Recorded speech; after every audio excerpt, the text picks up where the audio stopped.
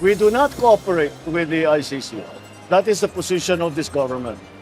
Iginiit ni Pangulong Ferdinand Marcos Jr. na hindi nagbabago ang posisyon ng administrasyon na di kumikilala sa jurisdiction ng International Criminal Court o ICC. Sa kabila nito, sinusuportahan ng Pangulo ang pahayag ni Executive Secretary Lucas Bersamin na hindi haharangin ang ICC sa investigasyon nito sa war on drugs ng nakaraang administrasyon kung ito mismo ay kagustuhan ni dating Pangulong Rodrigo Duterte. Well, was the comment of the Executive Secretary, the former Chief Justice. If yun ang gugustuhin ni PRRD, hindi naman kami haharang doon sa mga ICC. Hindi lang kami tutulong. Ngunit kung pumapayag siya na makipag-usap siya o magpaimbestiga siya sa ICC, nasa kanya yun. Wala nang kaming desisyon doon. Ayon pa kay PBBM, wala ring magagawa ang pamahalaang Pilipinas sakaling hingan na ng tulong ng ICC ang International Criminal Police Organization o Interpol para makuha ang jurisdiksyon sa dating Pangulo. As Secretary Remulla explained before, we have obligations to Interpol and we have to live up to those obligations.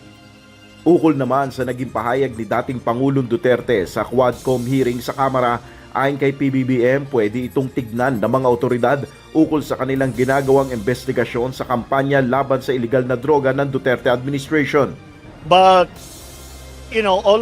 all of the testimony that was given yesterday really will be taken in and will be assessed to see what in legal terms what is the real meaning and consequence of some of the statements made by PRRD. Now that will result in a case being filed here in the Philippines. We will just have to see. The DOJ will have to make that assessment.